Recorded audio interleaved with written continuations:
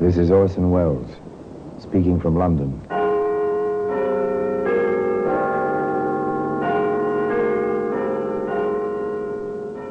The Black Museum. Here in the grim stone structure on the Thames, which houses Scotland Yard, is a warehouse of homicide. A warehouse where everyday objects, a phonograph record, a desk pad, a flashlight, all are touched by murder.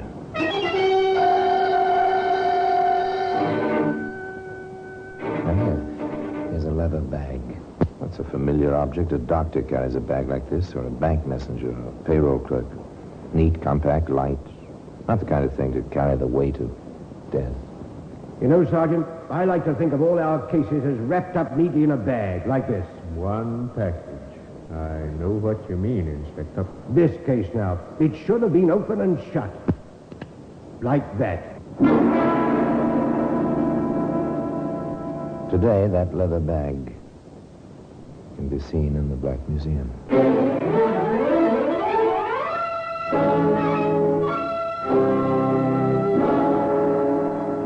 From the annals of the Criminal Investigation Department of the London Police, we bring you the dramatic stories of the crimes recorded by the objects in Scotland Yard's Gallery of Death, the Black Museum.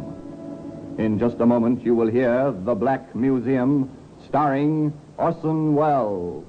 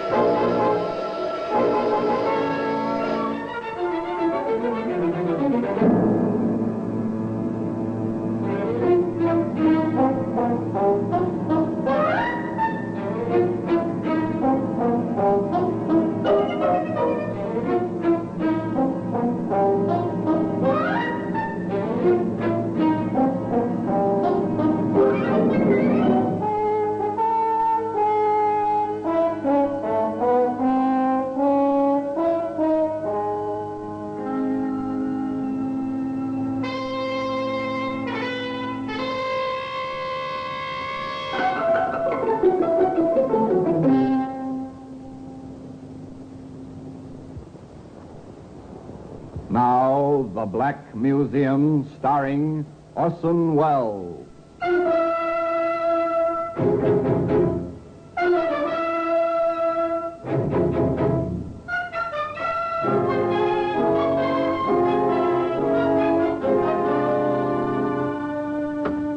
Here we are.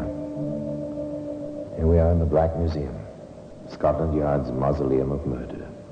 It's by now a familiar place, at least to me. The vaulted ceiling with its sinister shadows, the stone floor, the endless shelves, the wooden cabinets, all familiar, all dedicated to the memory of murder. Here lies death, dormant now, silent, but still death. Mysterious, though carefully identified by the plain white labels. Repelling, though fascinating. The means to murder, arranged on exhibition. It is a symbol, created with skill for the rhythm of dancing, the sound of revelry. One fingerprint on this spun brass, and from it, the web was spun which brought a killer to his just and proper end. A revolver designed for death. Have you ever heard of Russian roulette or death by chance? There was no chance in the game where this revolver was used. The victim was picked. The murder was deliberate. The leather bag. Part of a puzzle. A jigsaw puzzle involving life and death and greed, which was never quite completed. A puzzle which began in the railroad yard at Alnmouth in the coal district around Newcastle.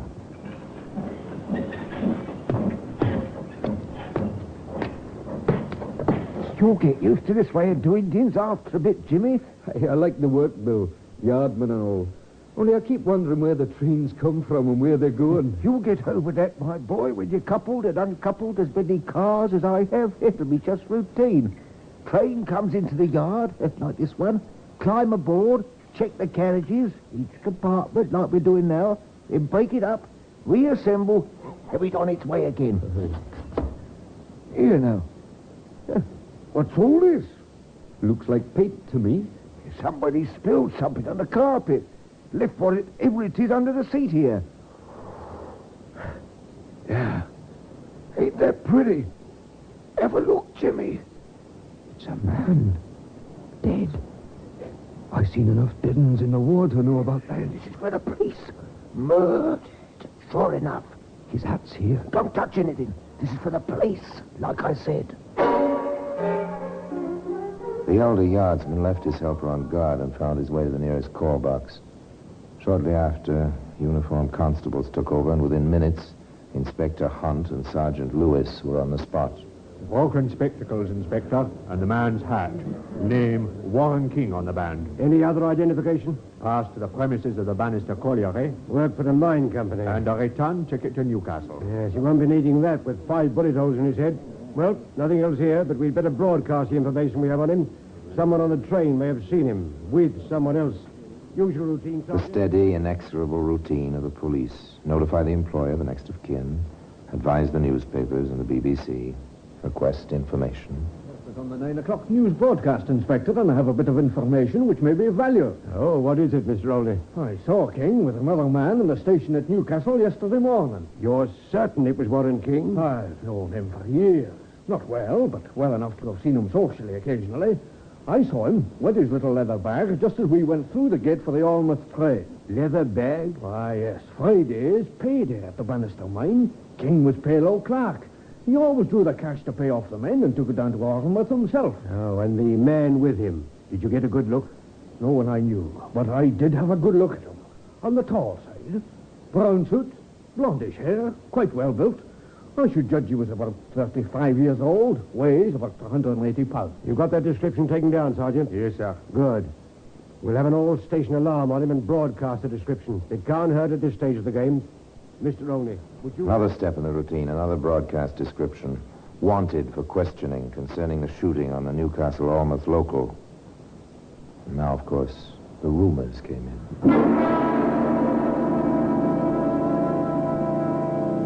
I saw him. On a bus it was. The exact description, even the brown suit. And he looked guilty, if you ask me.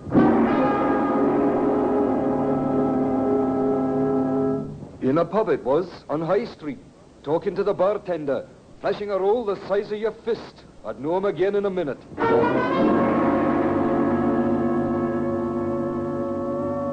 He was sitting across from me on the train, right in the same compartment. Me in the same compartment, that close to a murderer.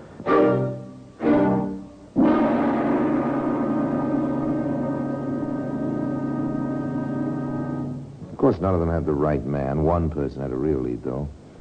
A woman friend of Warren King's. I'd seen Warren occasionally. Nothing important, just platonic. But he did take me out, and I came to know some of his friends. Maybe you have their names, please, miss?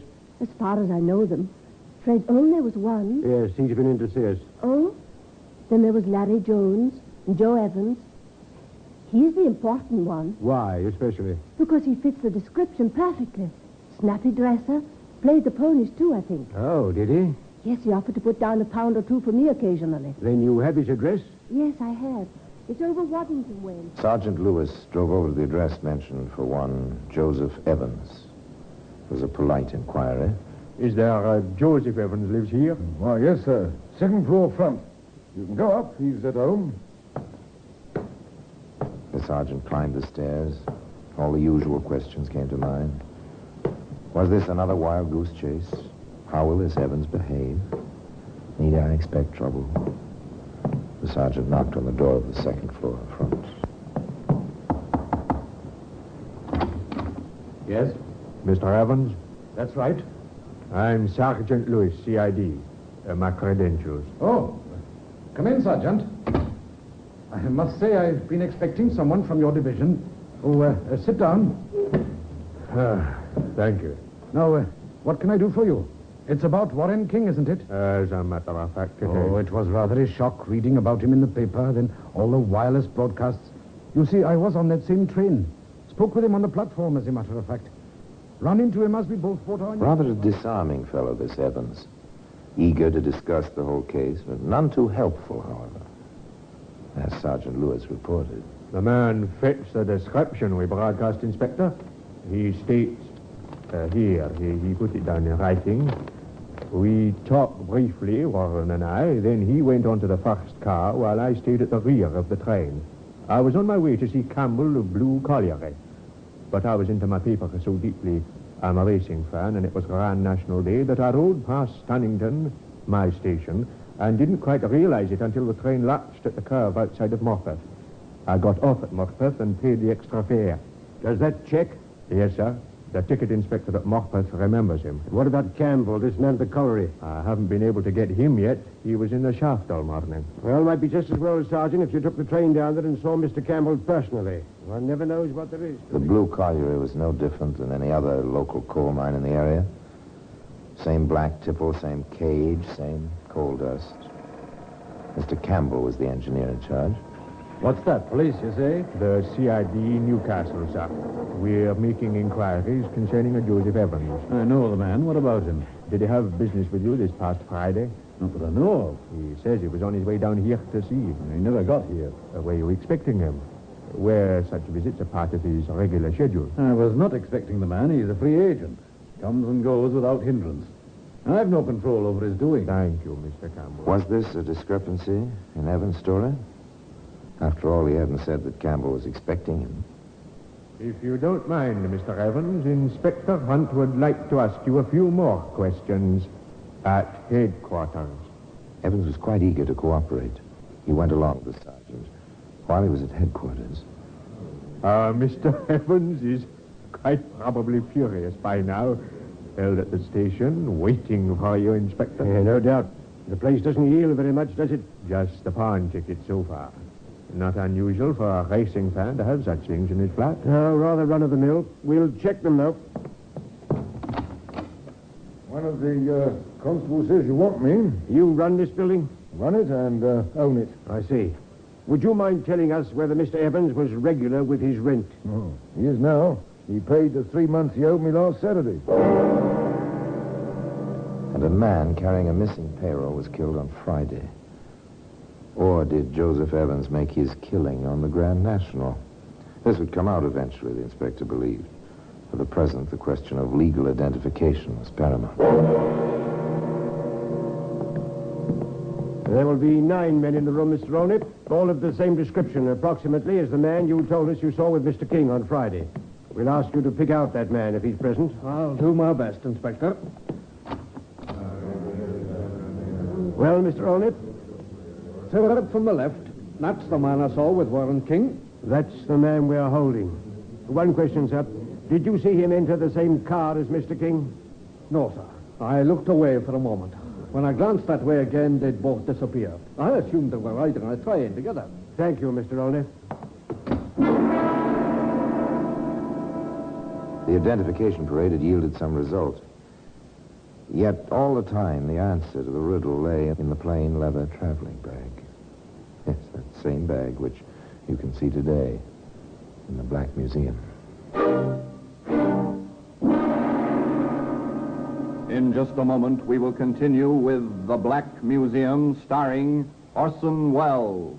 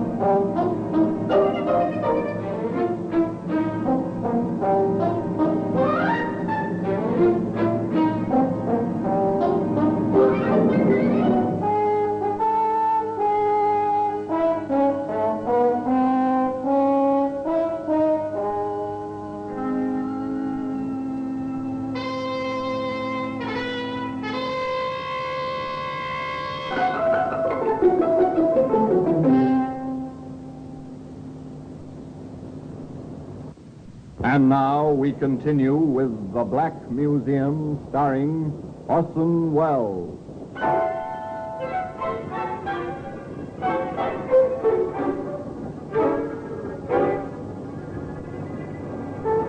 Nothing too much to go on as yet.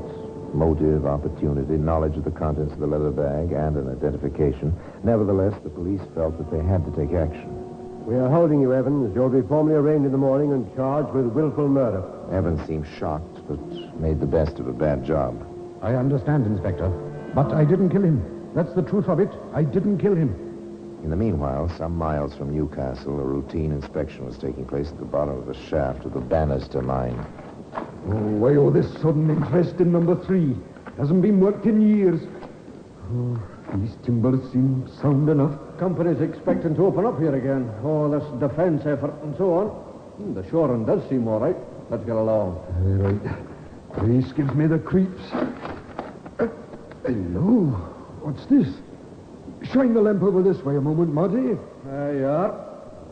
Oh, what's this done here?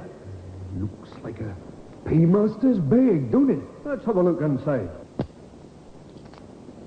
Nothing in it but a few coppers. I'm thinking we'd do best to report this to the front office. What with old King getting himself done in and all. Yes, you would do best to report this to the front office, gentlemen. You had no business opening that bag in the first place. The front office will turn the bag over to the police. Inspector Hunt and Sergeant Lewis will take it from there. Chances are it is King's bag. It won't be too difficult to get it identified. It's a long way from Morpeth to number 3 shaft at Bannister. Yes, I was thinking exactly that. What train did Evans say he took back to Newcastle? The 11:52. Well, it's mathematics and conjecture now, Sergeant. Did Evans have time to get to that shaft and back to Morpeth before 11:52? I have the timetable and a road map, sir. I'll figure it. Good. Sergeant, how do you feel about the trial? None too easy, sir. You, sir? Well, frankly, I'd feel a lot better if we had the gun and could tie it to Evans. Too many loose ends in this one, Sergeant. Uncomfortable.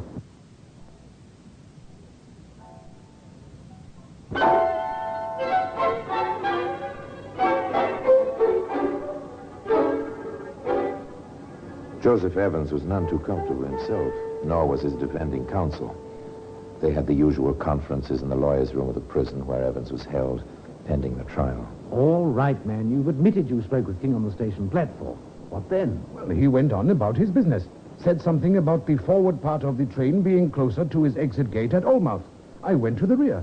For the same reason. The exit is at the rear at Stannington. But you didn't get off at Stannington. I told the police I missed the station.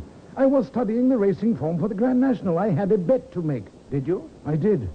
And I won. Worse luck. Then that's how you paid your back rent. Exactly. And not even a bookie stub to prove it. For once, gambling has paid off in reverse. You win and you're in trouble. Can you find your bookie? No, he's disappeared. No trace. It's flimsy. But it would clean up part of what the Crown will claim was the motive. Look here, can't you possibly remember anyone who was in your compartment with you? I wish I could. I was in first. Sat at the window, facing forward. Lost myself in the paper. I noticed no one. Too bad no one noticed you. You haven't even a description? Nothing. Everyone was noticing me, not the other way round. King must have ridden alone with his murderer. No one seems to know anything about him or his trip, except that he was killed between Newcastle and Almouth. You worked for colliery too, didn't you? That's right. Then you knew that the wages are paid every second Friday. Of course. That's going to be hard to beat. It's not good. Your Mr. Campbell says he had no idea you were coming down. I was. That's the truth. You'd been there to see him before? Several times. Always on Fridays? If that was so, it'd help. I would like to say that. I can't. Campbell wouldn't bear me out. Oh, well, we'll keep at it. Looks like our only hope is someone who remembers seeing you in that last car. As I say, we'll keep at it. It was a strange case. Everyone, prosecution as well as defense, seemed to be groping in the dark, making use of intangibles. People were observant, people were blind, people volunteered information, others stayed away, or didn't realize they were part of the evidence. The Crown built a fairly strong, circumstantial case. I was present when identified. There is no question he was on that train that Friday morning.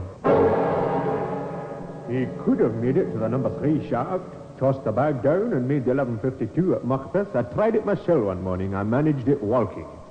The next day, I tried it from Stannington. It was impossible from there. Yes, sir. They knew each other, Mr. King and Mr. Evans. They all went on dates together 3 or 4 times.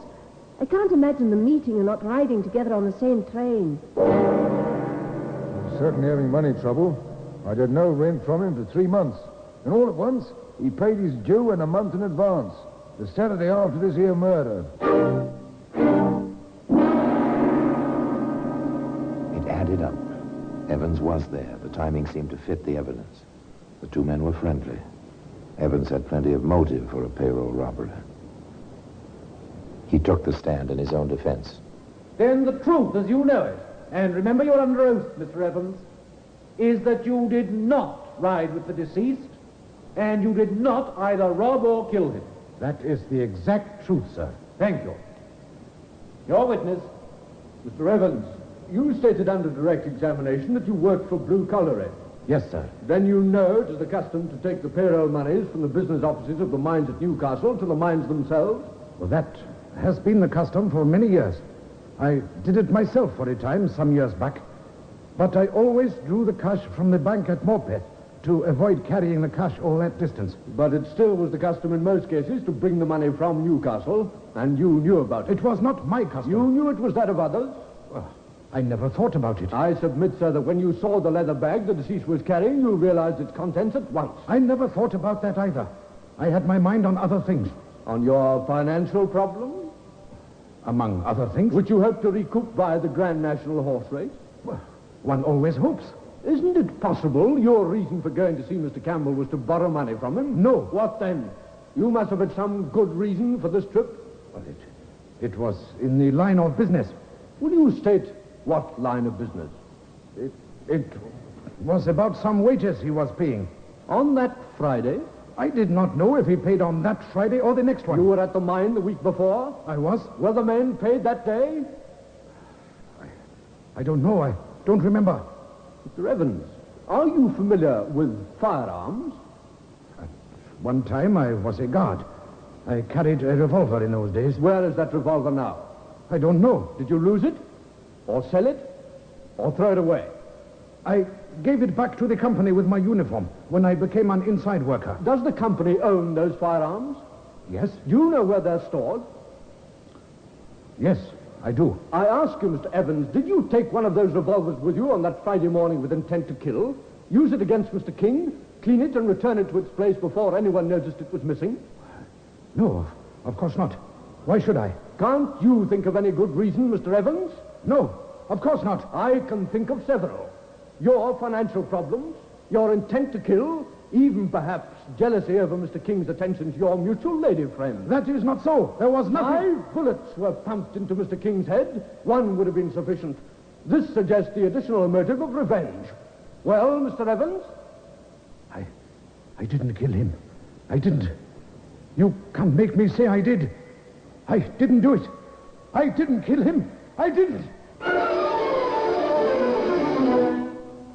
Joseph Evans was not a good witness under cross-examination. He admitted nothing. But the impression that he knew many things which were left unsaid was vivid even in the stenographic record of the trial. The jury retired after 3 days of listening to the evidence. 2.5 hours later, they returned. Joseph Evans rose in the prisoner's box and faced them. The clerk asked, had they reached a verdict? We have. What was their verdict? Find the prisoner guilty. No, I am innocent. I spoke the truth. I never touched him. I didn't do it. I didn't do it. Who spoke the truth? The foreman of the jury or Evans? The only witness could never speak. And that witness, the leather bag, can be found today, as I've told you, in the Black Museum. For Orson Welles will be back with you in just a moment.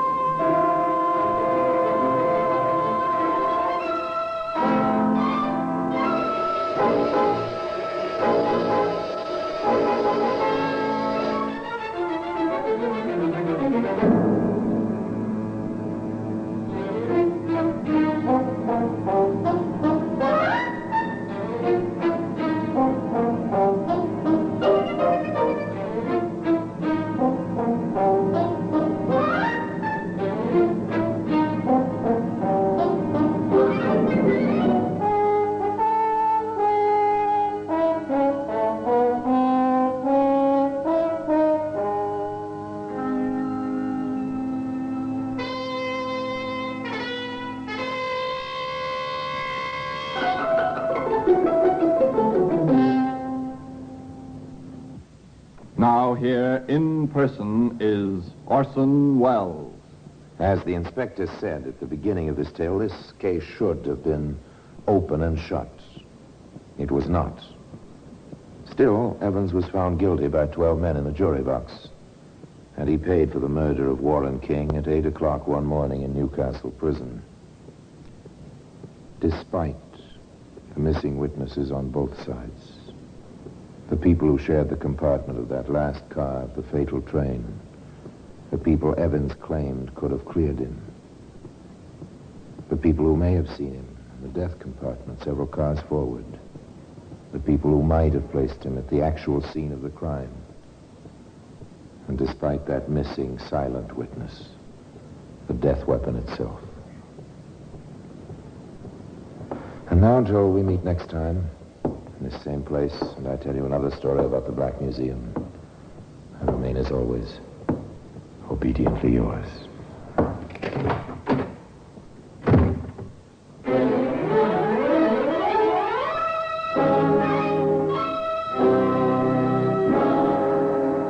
The Black Museum, starring Orson Welles, is presented by arrangement with Metro-Goldwyn-Mayer Radio Attractions. The program is written by Ara Marion, with original music composed and conducted by Sidney Torch. Produced by Harry Allen Towers.